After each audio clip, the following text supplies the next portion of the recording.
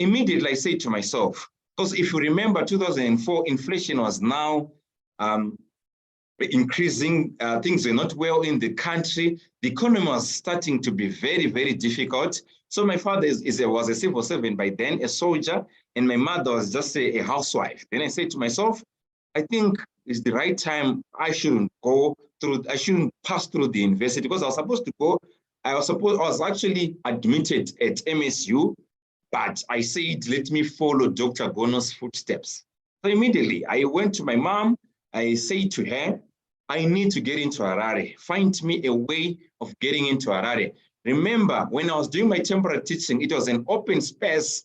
I was supposed to be there for 3 years, but I abandoned that mission. And I said to myself, let me get into Harare. And my mother started saying, we don't have relatives in Harare. But I remember that there was a house when you're passing through Harare, would pass through a house and you pass through some of our uncles. And she said, okay, I can find you a place to stay. So remember, when you've got your uncles, in our African, our relationships, which you have to explain to say, this is our auntie, our uncle, and etc. That's what happened to me. And I started staying in Glenview.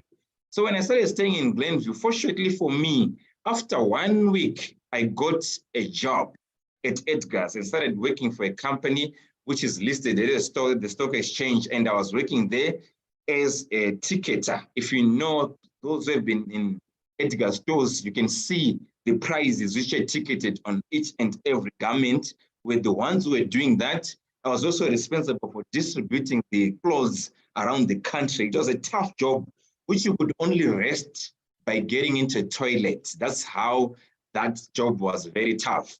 So work at Edgar's wasn't easy, because that was around 2005, and inflation was now at around 1,286%. That was the time of bearer checks. I think Zimbabweans have went through a lot. We've gone through a lot, if you notice, especially on our economy. I think most of you don't even know bearer checks. Bearer checks, that was we once used the bearer checks before the bond notes. And we use a lot of, I think right now in Africa or in the world, most of the Zimbabweans, they actually know monetary terms than any other countries.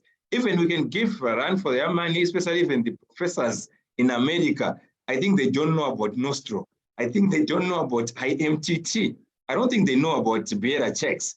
I don't even know also if they know about bond notes. Recently, we now have the auction system. Most of the Africans might not know, or even in the world, they don't know. But anyway, getting back to my story. So when I was working at Edgar's, it was just for 8 months when I was working at Edgar's, staying with my uncles. But unfortunately, in the 8th month, I was booted out of the house. I think it was on the 25th of June. That's when I was told that, Jerry, we no longer have a place for you from my uncle's house, because I had bought my mattress and I bought a stove. You know that stove which when you're cooking, you're supposed to wear shoes, or those plastic shoes they used to call BMW. In Shona, it just means Budimuriwanga. And some they used to call it yellow pushes. And even when it was brown or blue, they would still call it yellow pushes. I don't know why. So that's what you're supposed to wear in order for you to cook on that, to use that 2-plate stove. So that was my story. And when I just bought that, my uncles felt that like I can stay on my own, but they didn't know that my contract was also expiring that month. But anyway, I thank them for keeping me in Harare, for making me get into Harare, because if it wasn't of them, I was never going to get in. So just after when I was at Edgar's, my contract expired and I was given 4.5 million Zimbabwean dollars in bearer checks. Remember, this money had little value compared to the RTGS right now. I'll just give you a hint. A loaf of bread was 86,000 and an airtime card was 500,000, just to give you a hint. But the airtime used to be 500,000 during this time. So I was given 4.5 million only, which meant I could only buy nine airtime cards. So when I was removed from Edgar's, that's when I say to myself, what can I do? I don't have to go back to Atsomba. There was an option.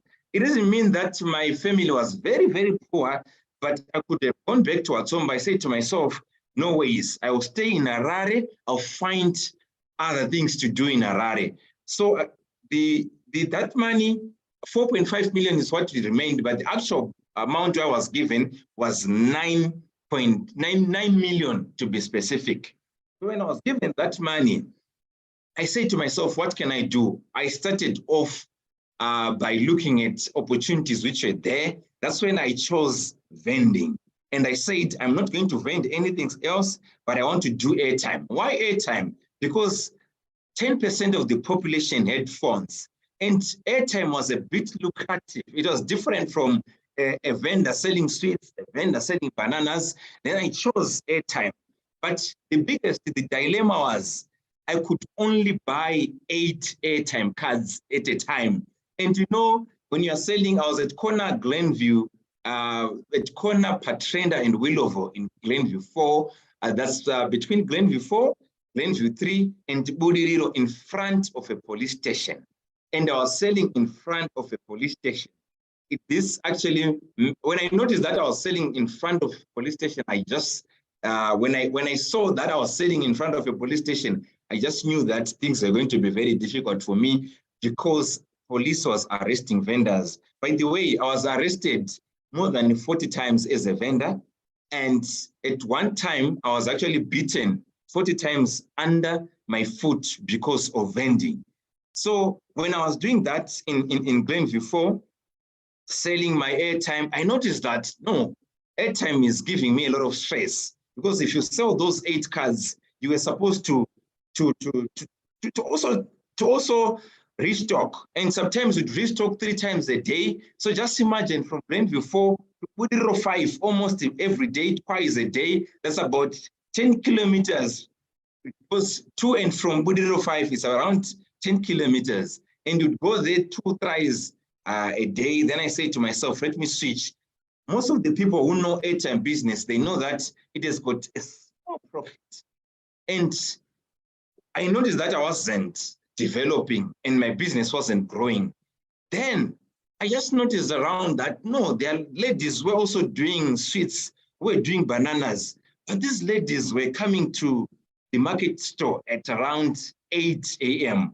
And I was always at my market store at around 5 a.m. So by that time now, remember, I'll actually continue with my vending story.